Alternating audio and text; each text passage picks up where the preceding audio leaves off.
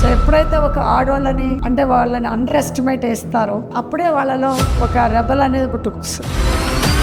Palakurthi reservoir కావచ్చు, Chennur reservoir కావచ్చు. So ఇది అనేది మా తప్పు కాదు కదా. ఇప్పుడు వాళ్ళు అసలు ఇవ్వట్లే పనులు ఎలా జరిగినాయి? కాంట్రాక్టర్స్ని కమిషన్లు ఇవ్వాలని ఇవ్వకపోతే వాళ్ళతోటి ఆఫ్ చేయించినారు వర్క్. సో దీంతో ఇప్పుడు మళ్ళీ మనకి ఫినిష్ చేయాలి అని అంటే కొనుగోలు చేయాలి. ఇందిరమ్మ ఇల్లు శాంక్షన్ కావాలంటే కార్యకర్త అయినా పర్వాలేదు, మినిమం 25,000 ఇవ్వాల్సిందే. నేను ఏదో ఓట్ల కోసం కొబ్బరికాయ కొట్టే ఎమ్మెల్యే గారు కాదు, మా ఎమ్మెల్యే గారు. ఇది లీగల్ గానే ఉంది. లీగల్ గా చేసుకుంటున్నప్పుడు ఎవరు అడ్డం వచ్చినా కానీ ఇది అధికారపూర్వకంగానే మళ్ళీ వాళ్ళు కేసు పెట్టచ్చు అనేది ఉంది. ఇక్కడే ఉంటాం, ఇక్కడే గెలుస్తాం. మళ్ళీ నువ్వు ఎక్కడికి పోతే అక్కడే నేను కూడా మళ్ళీ నిలబడతా అని చెప్తున్నా. ఈ సందర్భంగా నా కోడలైనటువంటి యశస్వి రెడ్డిని ఈ రోజు ఎమ్మెల్యే సీట్లో నిలబెట్టారు అని మా పాలకుర్తి ప్రజలు, మా పాలకుర్తి క్యాడర్, మా పాలకుర్తి లీడర్ల వల్లే మేము సాధించగలిగినాం.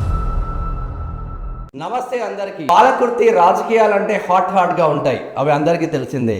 కానీ 40 సంవత్సరాల రాజకీయ జీవితాన్ని యంగ్ డైనమిక్ ఎమ్మెల్యే యశస్విని రెడ్డి, ఎర్రవెల్లి దయాకర్ రావు రాజకీయాలనే దూరం చేసే పరిస్థితికి, ఎర్రవెల్లి రాజకీయాలనే దూరం చేసే పరిస్థితికి యశస్విని రెడ్డి వెళ్ళింది. దాని వెనుక ఝాన్సీ రెడ్డి కృషి అందరికీ తెలిసిందే.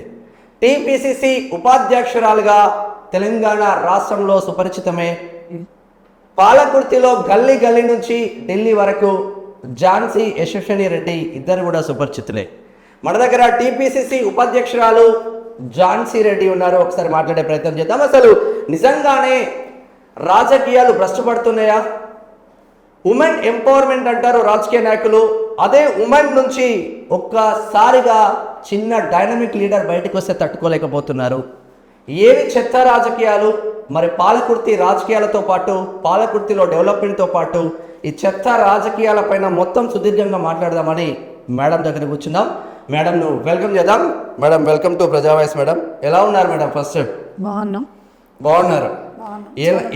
ఎలా అనిపిస్తుంది మేడం? అంటే అమెరికా రాజకీయాలు చూసిండ్రు, ఇండియా రాజకీయాలు చూసిన తర్వాత అంటే ప్రజాసేవ చేద్దాము అని చెప్పేసి చారిటబుల్ ట్రస్ట్ పెట్టుకొని అనేక రకాలుగా వేల మందికి, కొన్ని లక్షల మందికి మీ సేవలు రీచ్ అయినాయి. మేమే స్వయంగా చూస్తాం. అక్కడి రాజకీయాలు ఇక్కడి రాజకీయాలకు ఎట్లా అనిపిస్తుంది మేడం? మొదటిగా అంటే అక్కడ రాజకీయాలేమో కార్పొరేట్ లెవెల్లో ఉంటాయి, ఇక్కడ రాజకీయాలేమో వెరీ అంటే చీప్ మెంటాలిటీ తోటి ఎవరిని ఎప్పుడు లాగుదామా, ఎవరిని ఎప్పుడు స్టెప్ చేద్దామా అనేది ఉంటుంది. ఎందుకంటే చిన్న చిన్న లెవెల్లో రాజకీయాలు ఉండవు, అక్కడ పెద్ద పెద్ద లెవెల్లో ఉంటాయి. ప్లస్ ఏదున్నా కానీ అప్ ఫ్రంట్ ఉంటుంది. ఇక్కడ ఏంటంటే దొంగచాటు రాజకీయాలు ప్లస్ చెప్పింది ఎవరు చేయరు, చెప్పంది చేస్తారు. అంటే వాళ్ళు చెప్పేదానికి ఇంకొక అర్థం ఆపోజిట్ అనుకోవచ్చు. ఓకే. సో అట్లా దానికి కొంచెం నాకు టైం పట్టింది వచ్చిన కొత్తలో. ఎందుకంటే బికాస్ నేను అక్కడ చిన్నప్పుడు అని చెప్పి పెరగడం వల్ల నాకు స్ట్రైట్ ఫార్వర్డ్నెస్ అదొక్కటే అలవాటు అయిపోయింది. ఇక్కడ దానికి quite opposite, very quite opposite. అంటే రాష్ట్ర రాజకీయాల్లో ఎలక్షన్ల ముందు పాలకుర్తి ఒక సెన్సేషన్ మేడం, మీకు తెలుసు, అందరికీ తెలుసు. ఒక 40 సంవత్సరాల సుదీర్ఘ రాజకీయ అనుభవం ఉన్న ఎర్రవెల్లి దయాకర్ రావును చాలా చేసి ఓడగొట్టిల్లు. నిజంగా మీ రహస్యం ఏమన్నా ఉందా దీంట్లో? అంటే ఒకటి, ఎప్పుడైనా కానీ మన దేవతల దగ్గర నుంచి వస్తుంది. ఒక ఆడపిల్లని ఎప్పుడైనా కానీ ఒక మహిళని భూదేవితోటి కొలుస్తారు. ఈ ఆడపిల్లల్ని ఒక రెస్పెక్ట్ చేయడానికి చేయలేకపోయినా ఎవరున్నా కానీ, ఎందుకంటే ఇంతకుముందు గత మాజీ మంత్రి గారు ఎంఆర్ఓ గారిని, ఆర్డీఓ గారిని కానీ నువ్వు ఊపుతున్నావని స్టేజ్ మీద చాలా వైరల్ అయింది. అది వరస్ట్గా ఇన్సాల్టింగ్గా చేశారు పబ్లిక్గా. ఒక అధికార మనిషిని, ఒక గవర్నమెంట్ ఎంప్లాయీని ఆ విధంగా హ్యూమిలేట్ అనేది చేయడం జరిగింది. సో ఇది అనేది ఏంటంటే ఎప్పుడైనా కానీ ఆడవాళ్ళని మనం సంతోషంగా ఉంచగలిగితేనే మనం సంతోషిస్తాం. సో ఎప్పుడైతే ఒక ఆడవాళ్ళని అంటే వాళ్ళని అండర్ ఎస్టిమేట్ వేస్తారో, కీర్తిపరుస్తారో, అప్పుడే వాళ్ళలో ఒక రెబల్ అనేది పుట్టుకొస్తుంది. సో ఆ రెబల్ పుట్టుకొచ్చింది ఈరోజు Palakurthi young and dynamic MLA Yashasvi Reddy గారు. ఓకే. ఈ వానకొండయ గుట్ట మైనింగ్ ఇష్యూ పెద్ద చర్చ జరుగుతుంది పాలకుర్తిలో.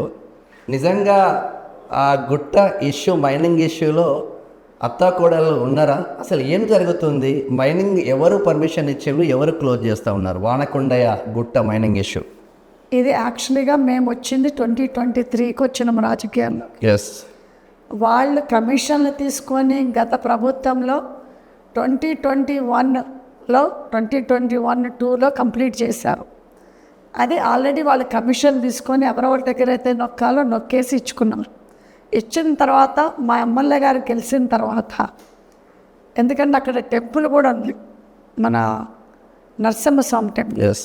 దట్ ఈస్ ఎ హిస్టారికల్ టెంపుల్గా ఉందని మేము అందరినీ అప్రోచ్ అయ్యాం, including zoology department, including mining department, plus వాళ్ళని అసలు లిటరలీగా ఆఫ్ చేయించాం, వర్క్స్ ఆఫ్ చేయించి వాళ్ళ మన బండ్లు అవన్నీ కూడా కిందకి తీసుకొచ్చాం.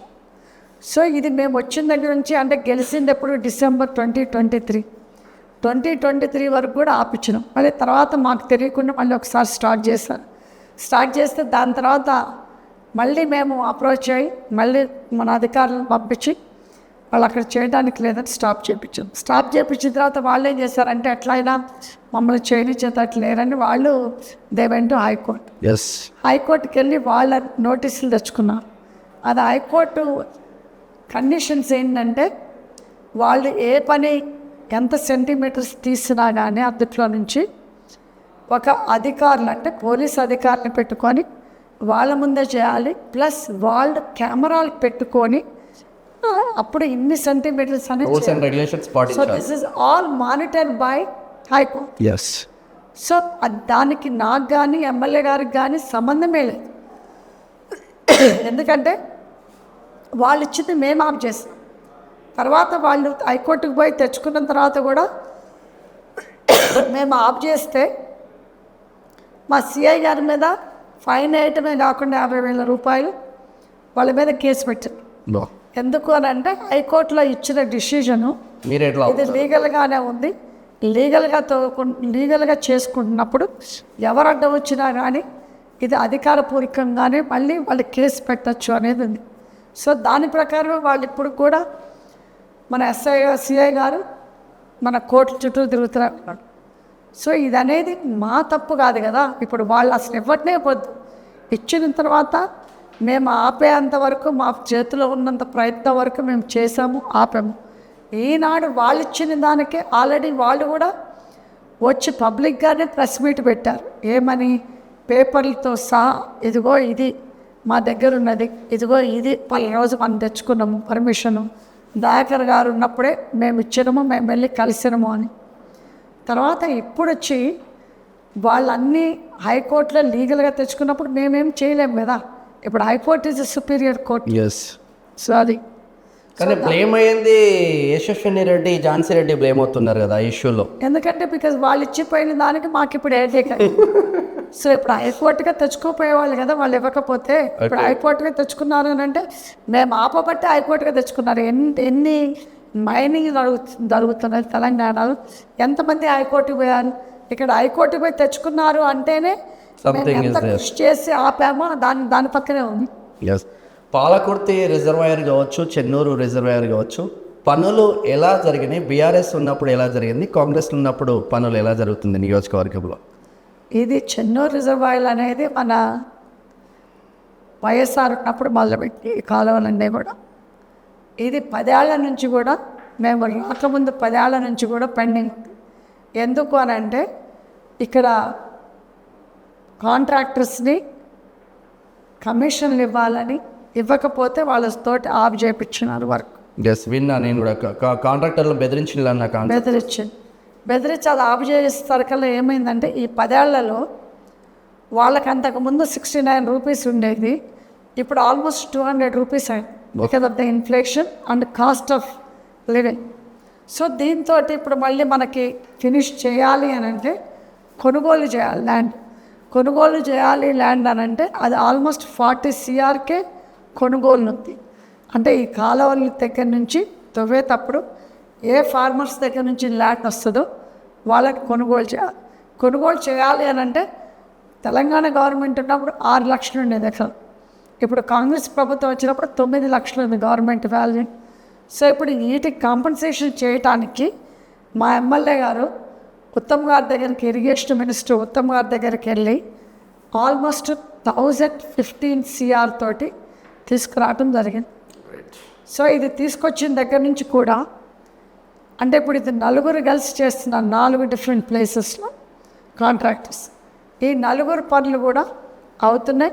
కొనుగోలులకు కూడా ఆల్రెడీ డబ్బులు పోతున్నాయి. సో ఆల్రెడీ చాలామంది మా దగ్గరకు వస్తున్నారు, మాకు కొనుగోలుకి అయింది మేడం, మాకు డబ్బులు వచ్చినాయని. సో ఇది అనేది ఒక పెద్ద ప్రాసెస్. సో కొనుగోలు ఓవర్ నైట్ అవ్వదు, ఎందుకంటే ఇది డబ్బులతో కూడిన పని. మళ్ళీ ఆల్రెడీ మేము వర్క్ కూడా స్టార్ట్ చేపిస్తున్నాం, వర్క్ కూడా అవుతుంది. అంటే జెన్యున్గా కాంట్రాక్టర్లు జెన్యున్గానే ఉన్నారు కదా. మరి ఇప్పుడు పాలకుర్తికి వచ్చిన తర్వాత ఎర్రబెల్లి హయాంలో కాంట్రాక్టర్లు అందరూ ఎర్రబెల్లికి సంబంధించిన వాళ్ళ బావాలు కావచ్చు, మేనమామలు కావచ్చు, మామలు కావచ్చు, కాంట్రాక్టర్లు మొత్తం ఎర్రబెల్లికి సంబంధించిన వాళ్ళు వాళ్ళే ఇంట్లోనే ఉంటారన్న చర్చ జరుగుతుంది. ఇప్పుడు మీ ఇంట్లో ఏం లేదు కదా దీంట్లో? అంటే ఇది ఇక్కడ ఒకటండి, తెలంగాణలో మనకి సోనియమ్మ గారు మనకి తెలంగాణ రాష్ట్రం ఇచ్చిన తర్వాత ఒక ఫ్యామిలీ పాలన ఎట్లయిందో తెలంగాణ స్టేట్లో కల్వకుంట్ల గారి ఫ్యామిలీ పాలన ఎట్లయిందో ఇక్కడ కాంట్రాక్ట్స్ దగ్గరకు వచ్చేసరికల్లా దయాకర్ గారు ఒక ఫ్యామిలీ తోటి కాంట్రాక్టర్స్ బిజినెస్ అంతా నడిచింది ఇక్కడ. ఓకే, అది పెద్ద పెద్ద వర్క్స్ అన్నీ వాళ్ళ ఫ్యామిలీలకి, వాళ్ళ అల్లుళ్ళు కావచ్చు, వాళ్ళ మేనల్లుళ్ళు కావచ్చు, అలాంటి వాళ్ళకే ఇచ్చుకున్నారు. సో ఇది ఇంకొకరు ఎర్రపల్లి వాళ్ళ కాంట్రాక్టర్స్ కూడా ఇచ్చారు, వాళ్ళ ఇంటి పేరు ఎర్రపల్లి. సో ఇదంతా కూడా ఇచ్చుకొని చిన్న చిన్న వర్క్స్ వేరే కాంట్రాక్టర్స్కి ఇచ్చాం. ఇచ్చి ఇది ఆల్రెడీ చాలా వరకు కొన్ని కాంట్రాక్ట్స్ అయితే మనకు అక్టోబర్లో కోడ్ వచ్చింది.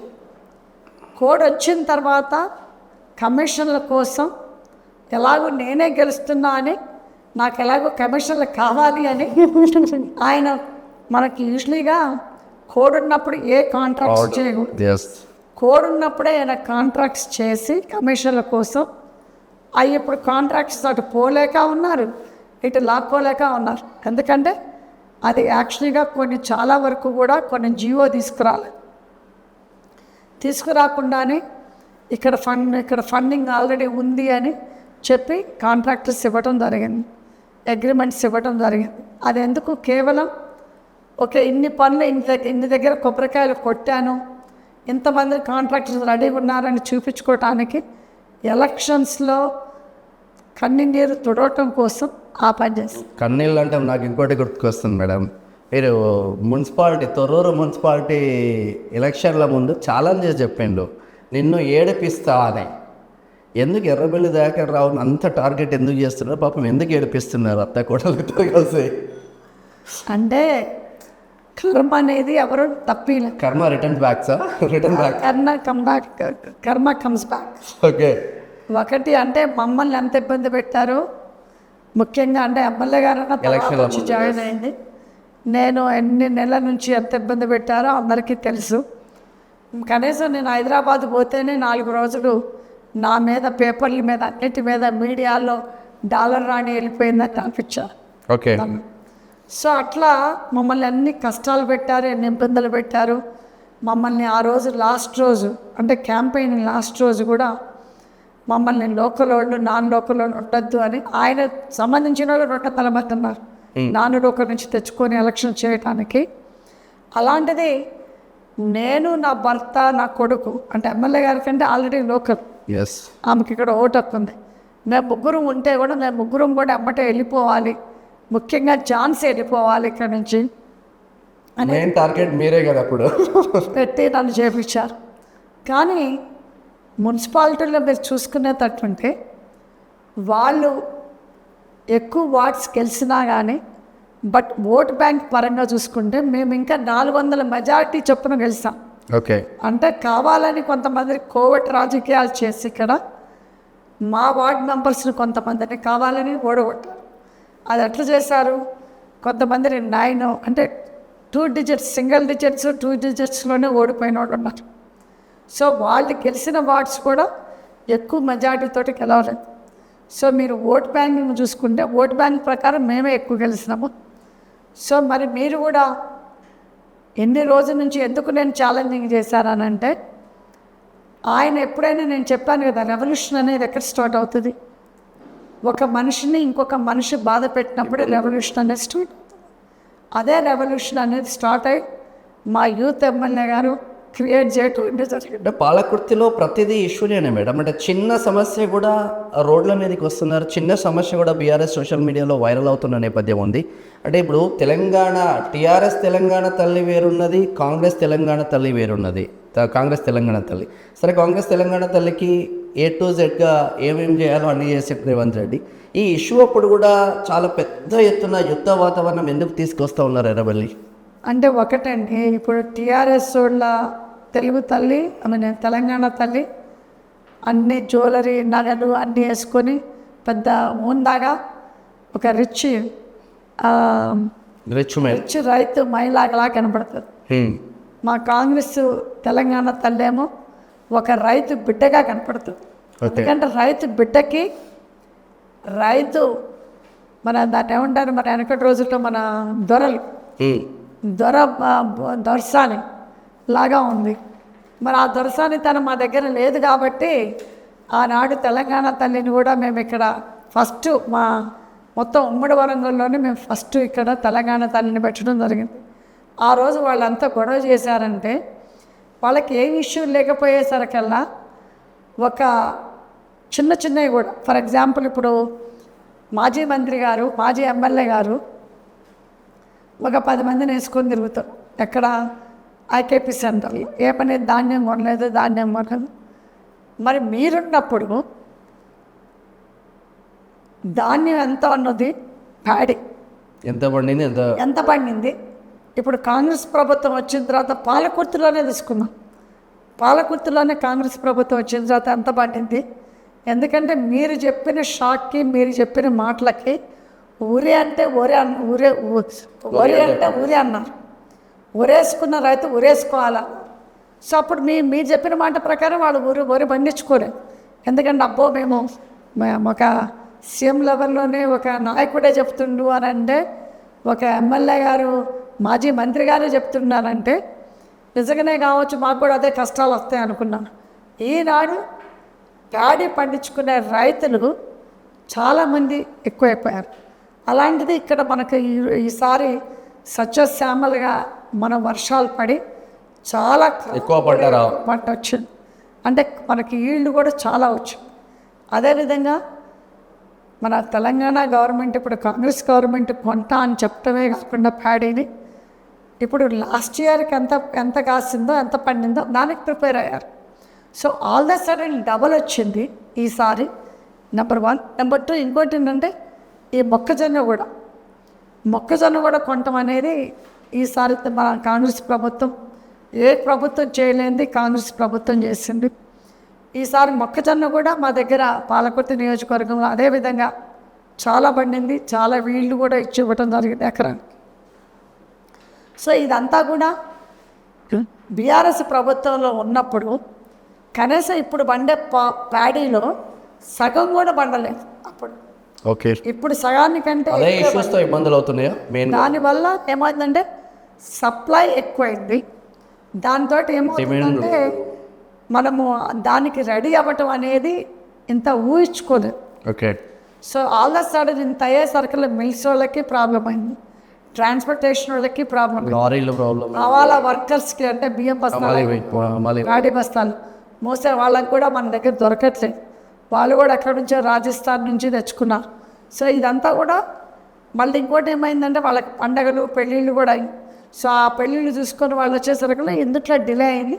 సో తప్పకుండా కూడా ఉత్తమ్ గారు కూడా మనకి నిన్న మొన్న అన్ని కాన్సెన్సీ, ఉత్తమ్ కుమార్ రెడ్డి, దుద్దుల శ్రీధర్బాబు, పొంగులేటి శ్రీనివాస్ రెడ్డి కూడా వీళ్ళందరూ కలిసి ప్యాడీ సెంటర్స్ దీని మీద రివ్యూ మీటింగ్ కూడా నిన్న చెప్పడం జరిగింది. కంప్లీట్ చేస్తామని చెప్తున్నారు. ఉమ్మడి వరంగల్లో ఈ 4 రోజుల్లో కూడా తప్పకుండా ఎక్స్ట్రా ట్రాన్స్పోర్టేషన్ పెట్టైనా చేపిస్తా అన్నారు.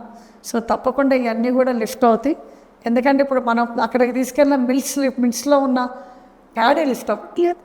సో ఇది కూడా లిఫ్ట్ అవ్వటానికి ఇంకా ట్రాన్స్పోర్టేషన్ ఎక్స్ట్రా ట్రాన్స్పోర్టేషన్ పెట్టి తప్పకుండా అది చేసే ప్రయత్నం చేస్తుంది గవర్నమెంట్. ఒక సోషల్ మీడియాలో కూడా వస్తూ ఉంది పాలకుర్తిలో అత్తా కోడళ్ళ పంచాయతీలు ఎక్కువైపోయినాయి, ఈ అత్తా కోడళ్ళ పని ఖతమైపోయింది అని బీఆర్ఎస్ సోషల్ మీడియా కావచ్చు, ఎర్రబెల్లి దయాకర్ రావు సోషల్ మీడియా కావచ్చు. నిజంగా మీ కోడలకు మీకు నిజంగా పంచాయతీలు ఉన్నాయా మేడం? అసలు కాదండి, ఇప్పుడు కోడలైనా మన ఇంటి పిల్ల. ఎస్.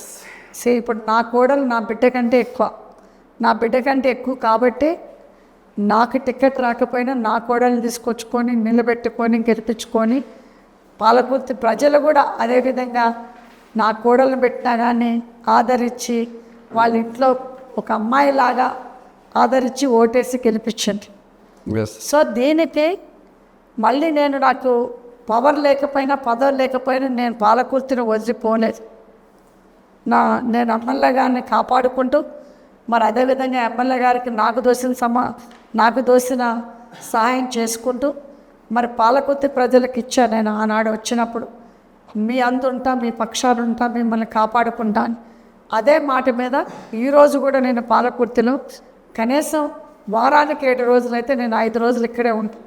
ఓకే. అందుబాటులో అంటే ప్రతి సంవత్సరం అంటే చాలా వరకు మహిళా దినోత్సవం రోజు చాలామంది ఎమ్మెల్యేలు కావచ్చు, ప్రజాప్రతినిధి కావచ్చు, చాలామందికి చేస్తారు. ప్రతి సంవత్సరం దాదాపు ఒక 2000 మంది మహిళలకు మీరు దినోత్సవాలు చేస్తూ ఉన్నట్టు తెలుస్తూ ఉంది. అదేవిధంగా హనుమన్ల మీ ఫ్యామిలీ చారిటబుల్ ట్రస్ట్ ద్వారా కూడా చాలామందికి ఉమెన్ ఎంపవర్మెంట్ కావచ్చు, ఎంప్లాయ్మెంట్ కావచ్చు, చాలామందికి చేస్తూ ఉండండి. ఎలా సాధ్యమవుతుంది అంటే ఒకటి, ఇప్పుడు వేటా అనేది ఉమెన్ ఎంపవర్మెంట్ తెలుగు అసోసియేషన్ అనేది నేను 2019లో స్థాపిస్తాం జరిగింది అమెరికాలో.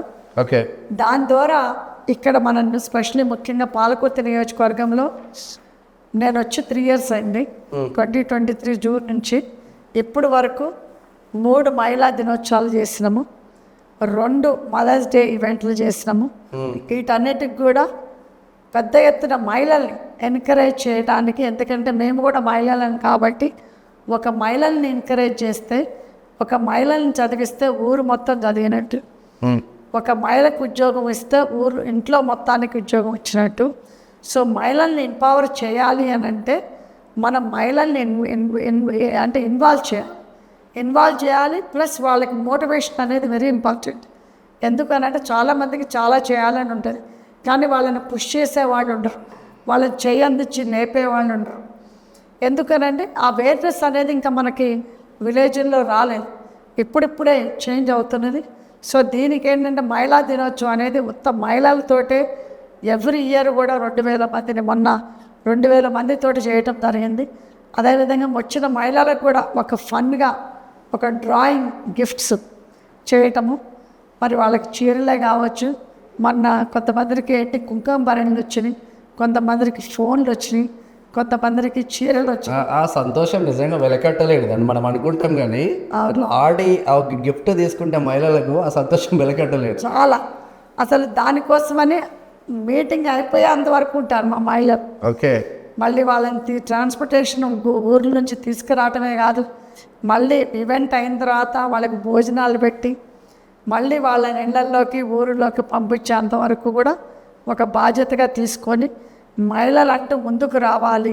ఎందుకంటే ఆల్రెడీ మనకి మహిళలకి 50% రిజర్వేషన్ లోకల్ బాడీలో ఉంది, కానీ చాలా వరకు కూడా మహిళలు సర్పంచ్గా ఉంటారు, కానీ పేరు చూస్తే భర్తలు వస్తారు ప్రతి ఒక్క మీటింగ్. సో మెయిన్గా మోటివేషన్ ఏంటంటే మహిళలు నాట్ ఓన్లీ పొజిషన్లోనే ఉండటమే కాకుండా వాళ్ళకై ఒక ఐడెంటిటీ, ఇండివిజువాలిటీ ఉండాలి, పబ్లిక్లో తిరగాలి, పబ్లిక్ స్పీకింగ్ పర్సనాలిటీ అండ్ ఆ కమ్యూనికేషన్ అనేది రావాలి. ప్లస్ అదేవిధంగా ఇప్పుడు మనకు రాబోయే కాలంలో కూడా మనకి 33% ఉమెన్ రిజర్వేషన్ కూడా రాబోతున్నది. అదేవిధంగా మనకి డీలిమిటేషన్ కూడా రాబోతుంది. అంటే ఇంక మనకి కాన్స్టెన్సీస్ పెరుగుతాయి. మరి మనకి ఉమెన్ రిజర్వేషన్స్ వస్తే కూడా మొత్తం మన తెలంగాణలో మినిమం 60 మంది మహిళలు కావాలి ఒక ఎమ్మెల్యేలకి. నేను ఎంపీని కౌంట్ చేయట్లేదు, ఒక ఎమ్మెల్యేలకి 60 మంది మహిళలు కావాలి. మొత్తం తెలంగాణ రాష్ట్రం 60 మంది రావాలి అని అంటే వాళ్ళకి మనం ముందు ఒక కాన్ఫిడెంట్ బిల్డ్ చేయాలి. ఒక ఆత్మగౌరవం, ఓకే ఒకళ్ళు చేశారు నేను కూడా చేయగలుగుతాం అనేది ఆత్మగౌరవాన్ని నింపాలి. అప్పుడు నింపినప్పుడే ఆ కాన్ఫిడెంట్ అనేది వాళ్ళలో రావాలి అని అంటే ఒకేసారి స్టేజ్ ఎక్కలేదు. ఈరోజు మనం మీటింగ్లోకి వస్తాము, రేపు స్టేజ్ ఎక్కగలిగి ఉండగలుగుతారు, ఎల్లుండి స్టేజ్ ఎక్కగలిగి మైక్లో మాట్లాడే శక్తి అనేది మహిళల్లో ఉంది. ఎందుకంటే మహిళల్లో ఆల్రెడీ ఒక మహిళ అంటేనే ఒక అమ్మవారితో కొలిసిన విధానమే కాకుండా ఒక శక్తి, మహిళ కాదు ఒక శక్తితో ఉన్నప్పుడు వాళ్ళకి ఆల్రెడీ ఆ టాలెంట్ ఆ గుడ్డ ధైర్యం ఉంది. కానీ వాళ్ళకి ఎప్పుడు ఏది యూజ్ చేసుకోవాలో ఎట్లా యూజ్ చేసుకోవాలనేది గైడెన్స్ ఉంటే మహిళల్ని మించిన ఏది కూడా ఉండదు. బీఆర్ఎస్ హయాంలో ఇసుక లారీలను ఆపినందుకు నేరేళ్ల దళితులను సంసారాలకు పనికి రాకుండా కొట్టించిండు కేటీఆర్. అదేవిధంగా పాలకుర్తిలో ఎర్రబెల్లి దయాకర్ హయాంలో జస్ట్ వ్యతిరేకత పోస్టు పెట్టినందుకు పదుల సంఖ్యలో చాలా వరకు జైళ్ళకు పంపించింది. యశస్విని రెడ్డి కావచ్చు, ఝాన్సీ రెడ్డి కావచ్చు, మీ పైన అనేక వ్యతిరేక పోస్టులు వస్తూ ఉన్నాయి. మీరు ఎలా స్వీకరిస్తున్నారు, ఎందుకు నవ్వుకుంటుంటున్నారు, ఎందుకు చర్యలు తీసుకోవట్లేదని మీ కార్యకర్తలే క్వశ్చన్ అడిగిన మీద మీ కార్యకర్తలు పంపించిన క్వశ్చన్ ఇది. అంటే ఒకటి, వాళ్ళు రాజకీయం అనేది సోషల్ మీడియాలో చేస్తున్నారు, మేము రాజకీయం అనేది ప్రజల మధ్య గ్రౌండ్లో చేస్తున్నాం. సోషల్ మీడియా రాజకీయం, ప్రజల రాజకీయం, ఓకే, ప్రజాపాలన రాజకీయం, ఓకే, సోషల్ మీడియా రాజకీయం. మీరు చూసేటట్టయితే ఇక్కడ మా పాలకుర్తిలోనే కాదు, మొత్తం స్టేట్ ఆఫ్ తెలంగాణలో మీరు తెలుసు మీకు అందరికీ. ఎందుకంటే బీఆర్ఎస్ అనే పార్టీ, ముఖ్యంగా కేటీఆర్ గారు, హరీష్ రావు గారు లండన్ నుంచి, యుఎస్ నుంచి, ఆస్ట్రేలియా నుంచి ఒక గ్రూప్ ఆఫ్ పీపుల్ని బీఆర్ఎస్ సోషల్ మీడియా నడిపిస్తున్నారు 100% రిక్రూటింగ్ చేసి. ఎందుకంటే నేను చూడండి, స్పందించే వాళ్ళందరూ మిడ్ నైట్ స్పందిస్తారు. సో వేరే కంట్రీస్ నుంచి చేస్తున్నారు. మళ్ళీ ఎన్నో యూట్యూబ్ ఛానల్స్ పెట్టడం జరిగింది. ఎందుకనంటే వాళ్ళ రాజకీయం టీఆర్ఎస్, మరి మా మాజీ మంత్రి గారి రాజకీయం కూడా సోషల్ మీడియా వరకే పరిమితం అయిపోతుంది. అది ఎలాగూ మళ్ళీ రాబోయే ఎంపీటీసీ, జడ్పీటీసీలు ఎలక్షన్స్ కూడా మా పాలకుర్తి ప్రజలు చెప్తారు, ఇంతవరకే నువ్వు సరిపెట్టుకో, సోషల్ మీడియా వరకే అని చెప్తారు. ఇప్పుడు అది అలాగా అవుతుంది. సో తప్పకుండా చేస్తాం. ఎంపీటీసీ, జడ్పీటీసీ అంటే గుర్తుకొస్తుంది మేడం, మహిళలు ఉన్నారు, యువకులు ఉన్నారు. ఇప్పుడు రాష్ట్రంలో చూసినా, దేశంలో చూసినా, ప్రపంచ దేశాలు చూసినా జెన్జీ యువత విపరీతంగా స్పందిస్తూ ఉన్నారు. మీ పాలకుర్తి యువత కోసం వచ్చే ఎంపీటీసీ ఎలక్షన్స్ కావచ్చు, జడ్పీటీసీ ఎలక్షన్స్ కావచ్చు, టికెట్స్ ఏ విధంగా ఇవ్వబోతున్నారు యువత కోసం? మేము మొన్న సర్పంచ్ ఎలక్షన్స్లోనే, సర్పంచ్ కాదు, మున్సిపాలిటీ కాదు, మినిమం మాకు ఇక్కడ యంగెస్ట్ సర్పంచ్ అంటే మా పాలకుర్తి అబ్బాయికి 22నో ఏముంటాయి, ఓకే, 22నో 23నో 24 బిలోనే ఉంటాయి. ఆయన యంగెస్ట్ పాలకుర్తి మొత్తం నియోజకవర్గంలో యంగెస్ట్ సర్పంచ్. మళ్ళీ అదే విధంగా మా పాలకుర్తిలో యంగెస్ట్ ఎమ్మెల్యే, ఓకే, యశస్విని రెడ్డి గారు. మళ్ళీ మొన్న మున్సిపాలిటీలో కూడా మేము యంగర్ పీపుల్కే కొంతమందికి ఇవ్వటం జరిగింది. మినిమం ఐ థింక్ మేము 2-3 వార్డులు ఇచ్చినాము. వాళ్ళకి యంగ్ పీపుల్ని ఎప్పుడు కూడా ఎంకరేజ్ చేయాలి.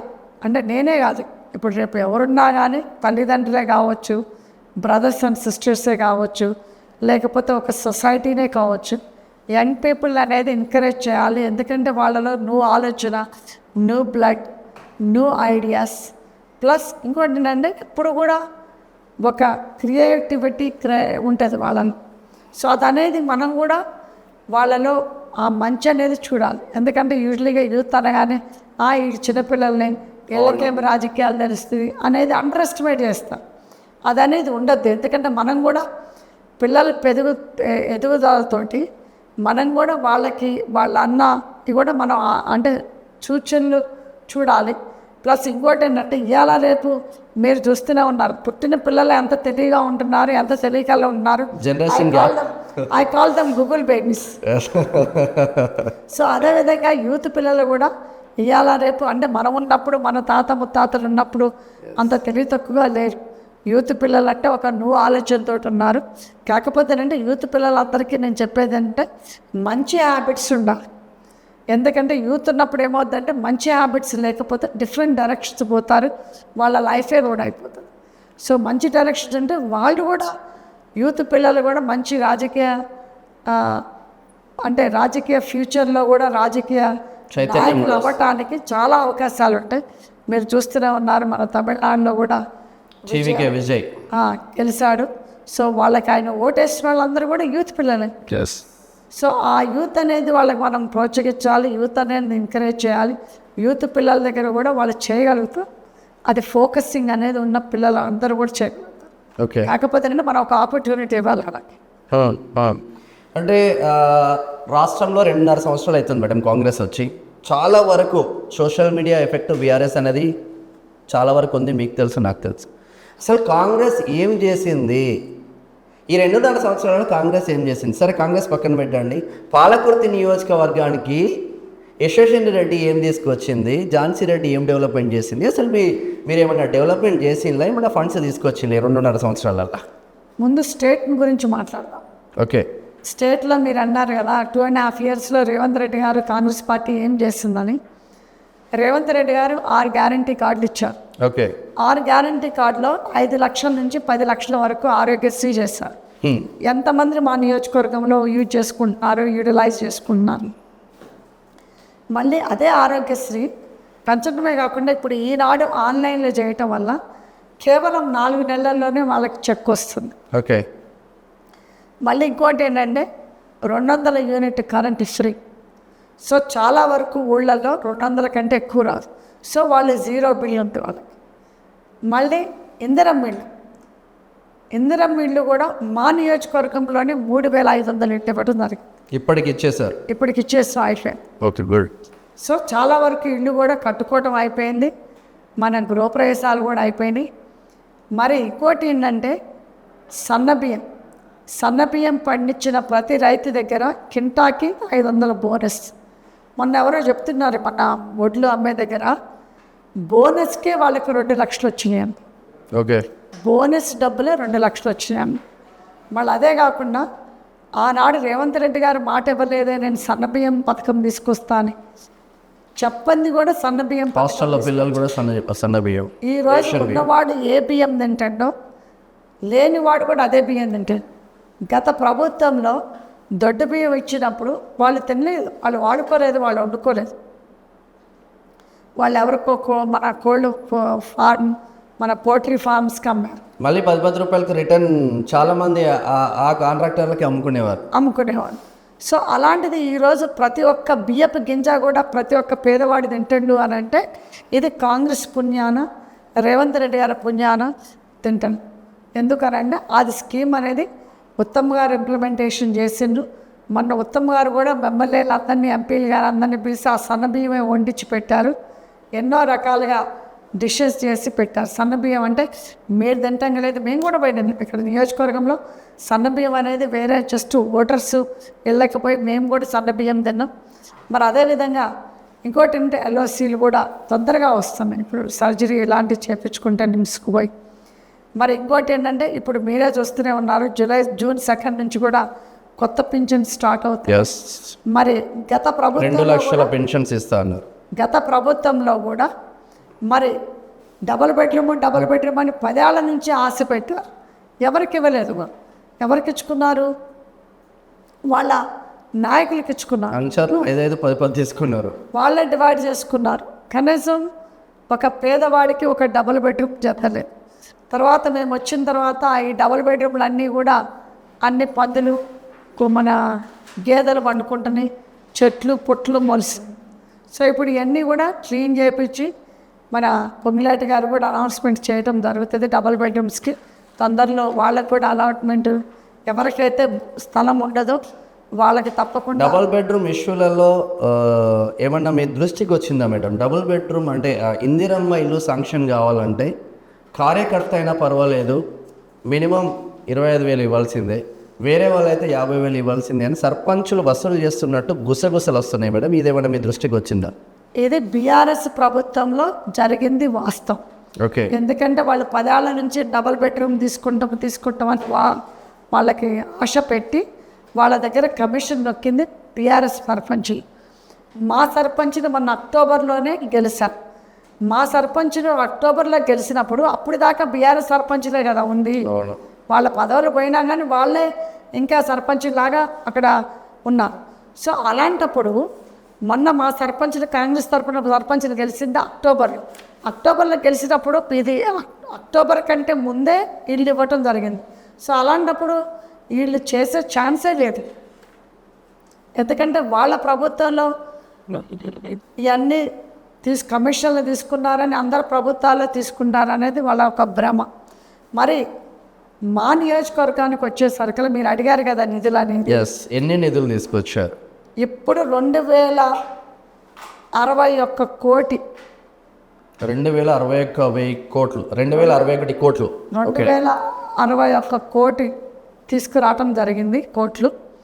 అది మా ఎమ్మెల్యే గారు గెలిచిన తర్వాత ఇప్పుడు నేను చెప్పే బడ్జెట్ మొత్తం కూడా కొన్ని ఇప్పుడు స్పెషల్ ఫండ్ ఎస్టీఎఫ్ ఫండ్కి 27.5 CR, ఓకే, టీజీ ఫండ్కి సబ్స్టేషన్కి మాది 1.43 CR చొప్పున శాంక్షన్ అయింది. వర్క్ కూడా స్టార్ట్ అవుతుంది.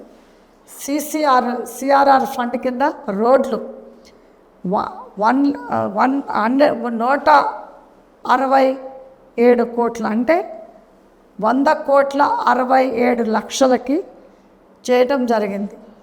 మళ్ళీ ఇది ఎస్సీ వాళ్ళకే, ఎస్సీ కాలనీస్ ఎక్కడైతే ఉంటాయో వాళ్ళకి రోడ్లు 8.6 CR ఇవ్వటం జరిగింది. ఓకే, మళ్ళీ ఎంఆర్ఆర్ రోడ్లు ఈ ఓన్లీ ఎంఆర్ఆర్ ఫండ్ కింద ఓన్లీ రిపేర్లు వరకే.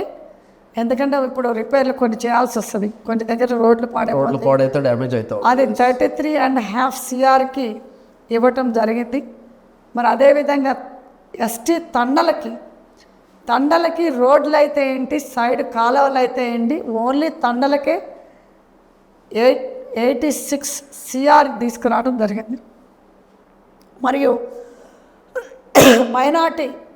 మైనార్టీ వర్క్స్ అన్నీ కూడా వాళ్ళ భవనాలే కావచ్చు, లేకపోతే మన మసాన వాటకలే కావచ్చు, వాళ్ళకి ఇప్పుడు 69 lakhs ఇవ్వటం జరిగింది. ఓకే, మరి అదేవిధంగా NREGS వర్క్స్ అంటే సీసీ రోడ్స్, మళ్ళీ డ్రైన్స్ వేరే దగ్గర.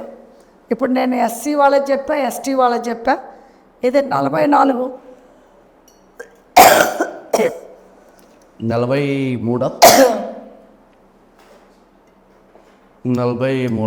కోట్లు 44 ఓకే లక్షలు ఇవ్వడం జరిగింది.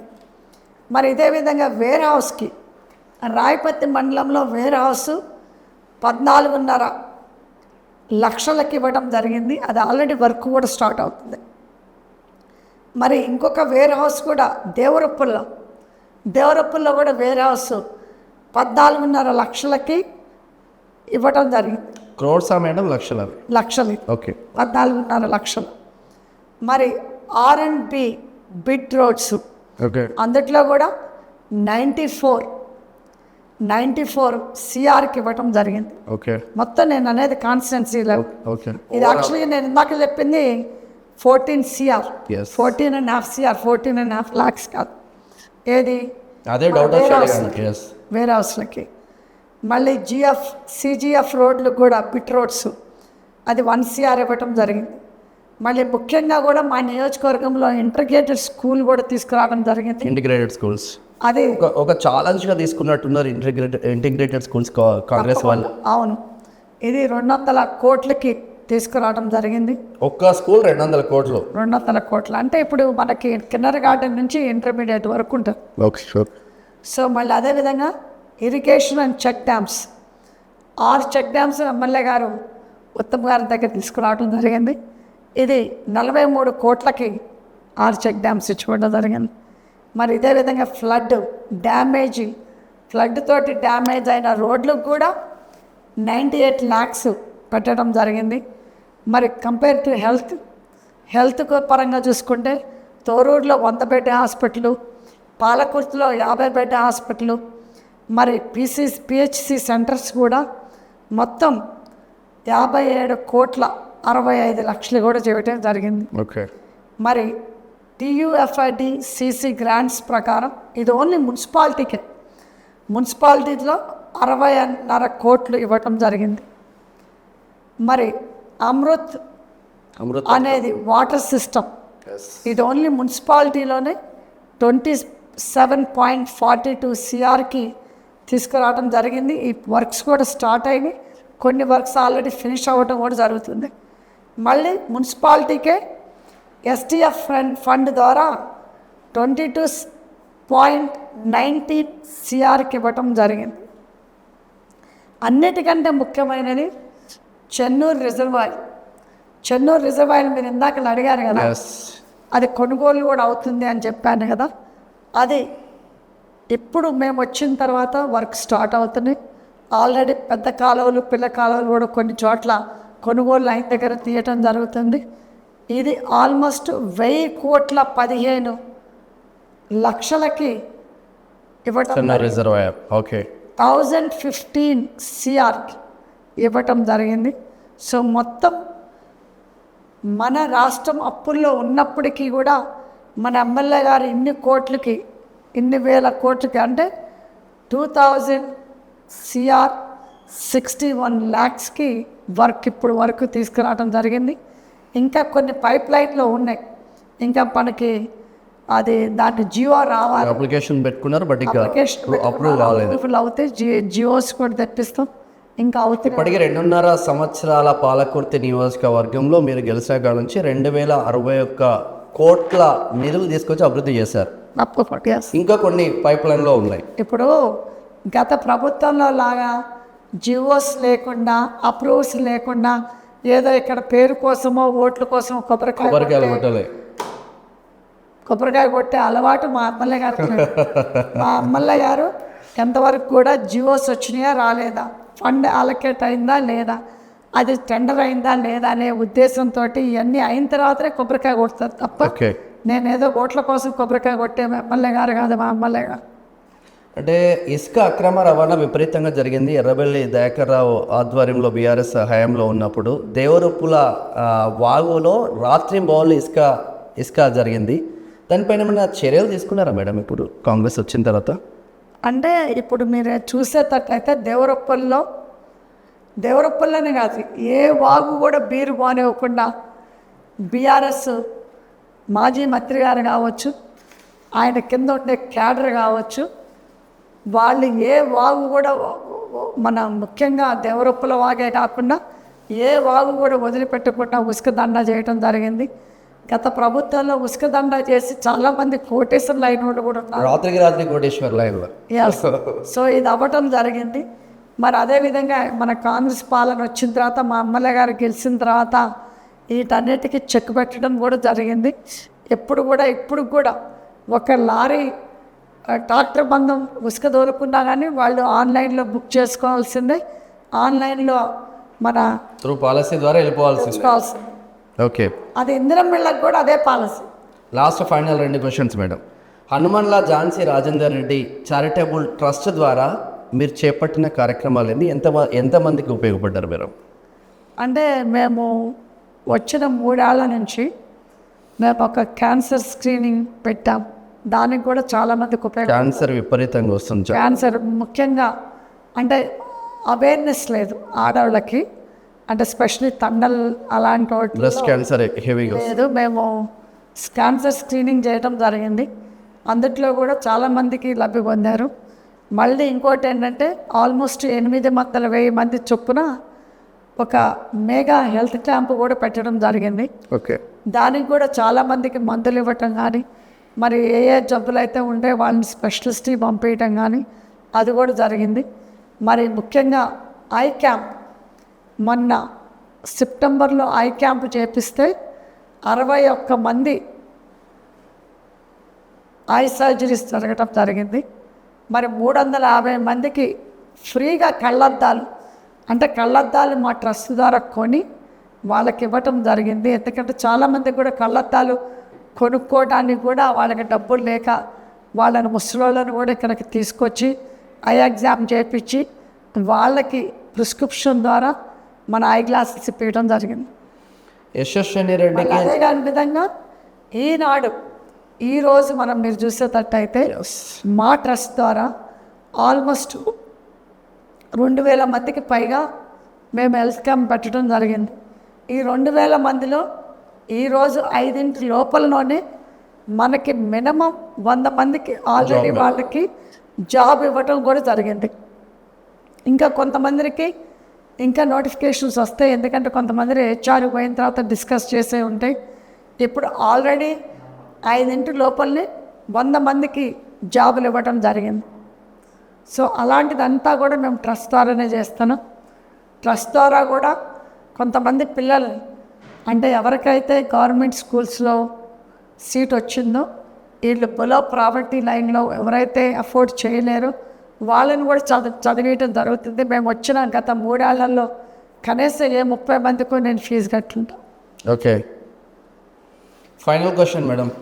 ఎర్రబెల్లి దయాకర్ రావు రాజకీయ జీవితాన్ని కథం పట్టించే కార్యక్రమంలో బిజీగా ఉన్నారా? ఝాన్సీ రెడ్డి, యశస్విని రెడ్డి అని కూడా కూస్తూ ఉంది పాలకుర్తిలో. నాకే తెలియదు కానీ చాలామంది కార్యకర్తలు అంటూ ఉన్నారు. అంటే తప్పకుండా అండి, ఎందుకంటే ఇప్పుడు తను 40 ఏళ్ళ రాజకీయ జీవితం, ఎస్, ఎమ్మెల్యే గారికి 26 ఏళ్ళప్పుడే తను మీద గెలిచినప్పుడు 26 ఏళ్ళు. అంటే తను రాష్ట్రంలోనే యంగెస్ట్ రాజకీయ జీవితంలోనే సగం జీవితం ఉన్న అమ్మాయితోటి వాళ్ళ మనవరాళ్ళు వయసు అయ్యే అమ్మాయితోటి ఓడిపోయింది జరగడం. ప్లస్ ఇప్పటికి వచ్చిన తర్వాత గెలిచిన తర్వాత వాళ్ళకి ఏమీ లేదు, చిన్న చిన్నవి పట్టుకొని ఏమీ లేకపోతే ఏదో అంటారు చూడండి, పనిలేనోడు పిల్లితర గురిగినట్టు. సో ఆయనకి ఏది లేక ఏదో పట్టుకొని ఏదేదో చేస్తారు. ఆల్రెడీ ప్రజల సమాధానము ఆనాడు పాలకుర్తి నియోజకవర్గం మొత్తంలో కూడా మన అసెంబ్లీ ఎలక్షన్స్లో మన ఎమ్మెల్యే గారిని గెలిపించినప్పుడు ఆల్మోస్ట్ 47,800 మెజారిటీ తోటి గెలిపించిన ప్రజలు, అదేవిధంగా కరడుగట్టిన కాంగ్రెస్ ప్రజలు, మరి ఎంతోమంది ప్రజలు ఈరోజు కాంగ్రెస్ ప్రభుత్వం ద్వారా లబ్ధి పొందుతున్నారు. కళ్యాణ లక్ష్మి కాదు, ఒక మన ఆరోగ్యశ్రీ కాదు, ఆనాడు ఆరోగ్యశ్రీ మన వైఎస్ఆర్ తెలంగాణ అప్పుడు వైఎస్ఆర్ గారే ఉమ్మడి జిల్లాగా ఉన్నప్పుడే ఇచ్చింది కాంగ్రెస్ పార్టీ. ఈనాడు వీళ్ళేదో తెచ్చింది తెలంగాణ ప్రభుత్వం, కల్వకుంట్ల ఫ్యామిలీ అంటున్నారు. తెలంగాణ రావటం తెచ్చింది కూడా, తెలంగాణని తీసుకొచ్చింది కూడా కాంగ్రెస్ పార్టీ. కాంగ్రెస్ పార్టీ సోనియమ్మ గారే ఇచ్చారు. తనకి పార్టీకి తనకి ఎంత నష్టం జరిగినా, ఎంత యాంటీ అయినా కానీ విత్ ఇన్ ద పార్టీలో ఆమె కేర్ చేయలేదు. ఎంతోమంది 2 రాష్ట్రాలు కూడా కోల్పోయింది కదా పార్టీ. బలిదానం చేయటం వల్ల తను బలిదానం చూడలేక ఒక తల్లిగా తను చేసింది. సో మరి అదేవిధంగా ఈరోజు ఇక్కడ ఎంత యాంటీ అయ్యారు అని అంటే ప్రజల్లో ఇప్పుడు మొన్ననే అసెంబ్లీ ఎలక్షన్స్లో దాంతో సమాధానం చెప్పారు. 47,500 మెజార్టీతోటి. మరి మొన్న జరిగిన మున్సిపాలిటీలో కూడా ఒక చైర్మనే కాకుండా ఒక వైస్ చైర్మన్ కూడా మా కాంగ్రెస్ పార్టీకి వచ్చింది. సో అట్లా విధంగా బుద్ధి చెప్పారు. మరి రేపు రాబోయే ఎంపీటీసీ జెడ్పీటీసీలో కూడా తప్పకుండా గెలిచి తీరుతామని చెప్తున్నా ఈ సందర్భంగా. మరి రేపు వచ్చే నాటికి అసెంబ్లీ ఎలక్షన్స్లో కూడా నా కోడలు నిలబెట్టడమే కాకుండా నేను కూడా ఒక ఆశావాదిగా నేను కూడా నిలబడతాం, తప్పులేదు. సో తప్పకుండా మేమిద్దరము నిలబడతాం. ఎందుకంటే ఉమెన్ ఎంపవర్మెంట్ అంతా మీ చేతులకి వస్తుంది కదా ఇప్పుడు. మా మీద ప్రాపగాండా చేస్తున్నాడు. ఏంటనంటే మేము అత్త కూడా ఇంకా 3 ఏళ్ళే ఉంటామో వెళ్ళిపోతాం, మా పని అయిపోయిందని. మా పని అయిపోలేదు, నీ పని అయిపోయేదాకా మేము ఇక్కడే ఉంటాం, ఇక్కడే గెలుస్తాం. మళ్ళీ నువ్వు ఎక్కడికి పోతే అక్కడే నేను కూడా మళ్ళీ నిలబడతా అని చెప్తున్నా ఈ సందర్భంగా. ఎందుకంటే ఎమ్మెల్యే గారు ఈ కాన్ఫరెన్సీ చూసుకున్నాం, ఆయన దాకర్ గారు ఎక్కడికి పోతున్నా నేను కూడా మళ్ళీ అక్కడికే పోయి నిలబడతా అని చెప్తున్నా. ఛాలెంజ్ మనస్ఫూర్తిగా చెప్పండి మేడం. Final question. 2.5 సంవత్సరాల కాంగ్రెస్ ప్రభుత్వంలో ఒక 100 మార్కులు ఉంటే ఝాన్సీ రెడ్డి ఎన్ని మార్కులు వేస్తారు? నాకు నేను మార్కులు వేసుకునే కాడికంటే కూడా ప్రజల కోసం ప్రజలు వేయాలి. ఎందుకంటే ప్రజలు తీర్పే ఇచ్చే మమ్మల్ని గెలిపించారు.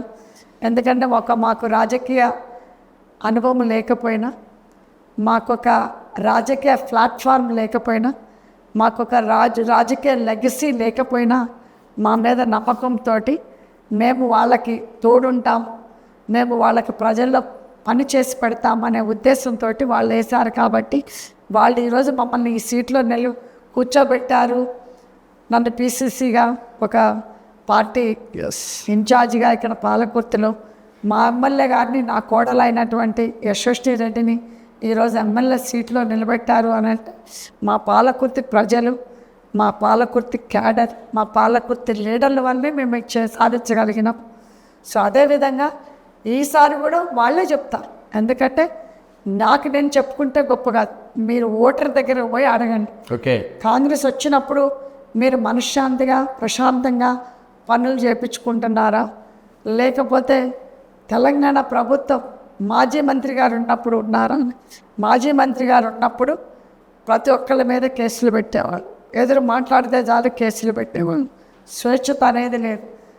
మన తెలంగాణలో, మన ఇండియా మొత్తంలో స్వతంత్రం వచ్చింది 1947లో వచ్చింది. అలాంటిది మా పాలకుర్తిలో ఒక స్వతంత్రం వచ్చింది అని అంటే 2023లోనే స్వతంత్రం వచ్చింది. ఆ స్వతంత్రం అనేది ప్రతి ఒక్క ఓటరు కాదు, ప్రతి ఒక్క పాలకుర్తిలో ఉండే వాళ్ళందరూ కూడా అది చూశారు, అది చూస్తూనే ఉన్నారు, అది వాళ్ళకి తెలుసు.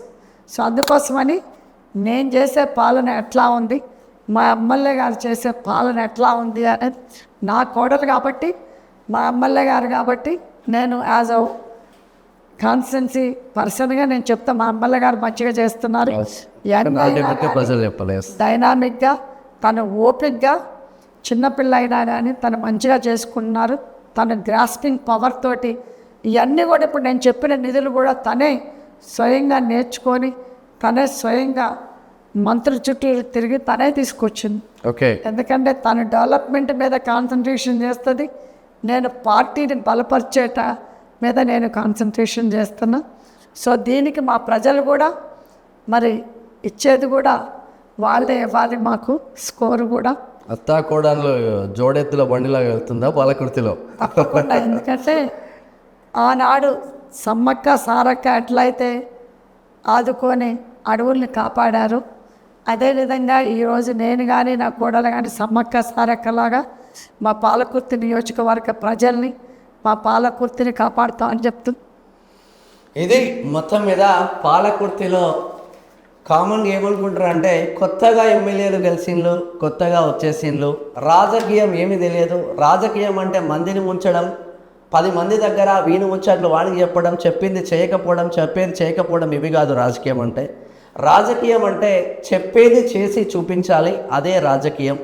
పాలకుర్తిలో అంటే సమ్మక్క సారలకను ఆదర్శంగా తీసుకొని నేను కానీ నా కోడలు కానీ అభివృద్ధి ఎలా చేస్తున్నామో మా పాలకుర్తి ప్రజలను అడగండి, మీకు తెలుస్తుందని నిర్మోహమాటంగా మాత్రం చెప్తున్న వాక్యాలు చూస్తూ ఉన్నాం. ఒకవేళ ఎర్రబెల్లి దయాకర్ రావు ఎక్కడ నిలబడ్డా యాజ్ ఎ ఝాన్సీ రెడ్డిగా నేను నిలబడతా, మళ్ళీ నేను చిత్తుగా ఓడిస్తా అని ఛాలెంజ్ చేసి విసురుతూ ఉన్నారు. మొన్న మున్సిపాలిటీ ఎలక్షన్లలో ఛాలెంజ్ చేసి విసిరిండ్లు. 2023 ఎలక్షన్లలో సుదీర్ఘమైన 40 సంవత్సరాల రాజకీయ జీవితాన్ని 26 ఏండ్ల యంగ్ డైనమిక్ లేడీ ఎమ్మెల్యేగా నిలబెట్టి గెలిపించిన నేపథ్యం మాత్రం ఉంది. ఎప్పటికైనా ఉమెన్ను అండర్ ఎస్టిమేట్ చేస్తే మాత్రం అది రివర్స్ గేర్లా తగిలితే ఆ కాళికా మాత ఆ రూపంలో వచ్చి ఏం చేస్తుందో తెలియదు అన్న చర్చ మాత్రం ఇక్కడ ఝాన్సీ మేడం చెప్తా ఉన్నది. ఓవరాల్గా పాలకుర్తి నియోజకవర్గానికి 2061 కోట్ల నిధులు తీసుకొచ్చిన మా యంగ్ డైనమిక్ ఎమ్మెల్యేని మాత్రం ప్రశంసిస్తూ ఇంకా డెవలప్మెంట్ చేయాల్సిన ఆవశ్యకత ఉంటుంది. ఇంకా పైప్ లైన్లో చాలా నిధులు తీసుకొస్తున్నాం. అక్రమ మైనింగ్ కానీ, అక్రమ ఇసుక కానీ ఉక్కు పాదంతో ఇక్కడ బొందబెట్టినామని ఝాన్సీ టీపీసీసీ ఉపాధ్యక్షురాలు ఝాన్సీ మేడం చెప్తా ఉంది. Thank you so much madam. Thank you. మీ విలువైన టైంకు మా ప్రజా వాయిస్కి అందించినందుకు thank you so much madam. Thank you so much.